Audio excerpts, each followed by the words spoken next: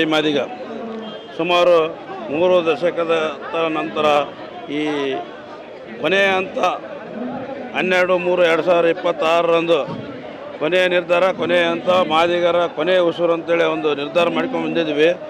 ಈ ಒಂದು ಕರ್ನಾಟಕ ಕಾಂಗ್ರೆಸ್ ಪಕ್ಷ ನಮಗೆ ಇವತ್ತಿನ ದಿನ 6ನೇ ತಾರೀಕು 3ನೇ ತಿಂಗಳ 2026 ಸದನದಲ್ಲಿ ನಮಗೆ ಈಗಾಗಲೇ ಮಾದಿಗರಿಗೆ ಒಳ ಮೀಸಲಾತಿ ಕೊಟ್ಟೇ ಕೊಡ್ತೀವಿ ಅಂತೇಳಿ ಸಿದ್ದರಾಮಯ್ಯವರು, ಸನ್ಮಾನ್ಯ ಶ್ರೀ ಮುಖ್ಯಮಂತ್ರಿ ಆದ ಸಿದ್ದರಾಮಯ್ಯವರು ಹೇಳಿ ಒಪ್ಪಿಸಿದರು. ಯಾರೋ ನಮ್ಮ ನಾಯಕರಾದಂಥ ಸನ್ಮಾನ್ಯ ಶ್ರೀ ಮುನಿಯಪ್ಪ ಸಚಿವರು ಮತ್ತು ಸನ್ಮಾನ್ಯ ಶ್ರೀ RB ತಿಮ್ಮಾಪುರ ಸಾಹೇಬರಿಗೆ ಹೇಳಿದರು.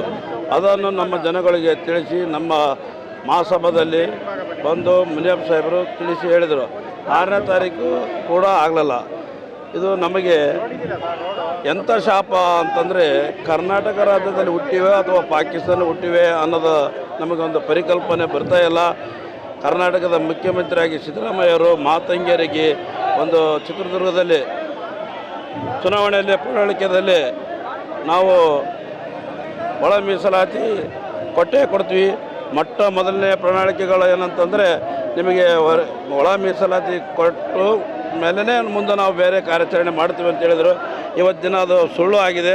ಆ ಸುಳ್ಳು ಇದು ಮಾಡ್ತಾ ನಮ್ಮ ಮಾದಿಗರಿಗೆ ಸುಳ್ಳು ಆಶ್ವಾಸನೆ ಕೊಡ್ತಾ ಇದ್ದಾರೆ.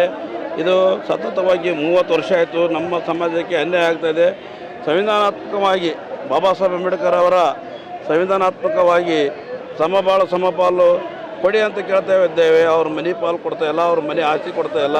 ಈ ಹೋರಾಟ ನಿಲ್ಲುವುದಿಲ್ಲ. ಈ ಹೋರಾಟ ಮುಖ್ಯಮಂತ್ರಿ ಬರುವವರೆಗೆ ಆದ್ರೆ ಈ ಹೋರಾಟ ನಿಲ್ಲುವುದಿಲ್ಲ. ಒಂದು ವೇಳೆ ಬರದೇ ಇದ್ದಲ್ಲಿ ನಾವು ವಿಧಾನಸೌಧ ಮುತ್ತಿಗೆ ಹಾಕೋದು ಎರಡನೇ ಮಾತಿಲ್ಲ ಅಂತೇಳಿ ಈ ಸಂದರ್ಭದಲ್ಲಿ ಮಾಧ್ಯಮ ಮೂಲಕ ಹೇಳೋಕ್ಕೆ ಇಷ್ಟಪಡುತ್ತೇನೆ. ಆದರೆ ಇವತ್ತಿನ ಮುಖ್ಯಮಂತ್ರಿಗಳಂಥ ಮಾದಿಗರ ಶಾಪ ನಿಮಗೆ ಸಿದ್ದರಾಮಯ್ಯರಿಗೆ ತಡ್ತದೆ ಅಂತೇಳಿ ಈ ಸಂದರ್ಭದಲ್ಲಿ ಹೇಳೋಕ್ಕೆ ಇಷ್ಟಪಡ್ತೀನಿ.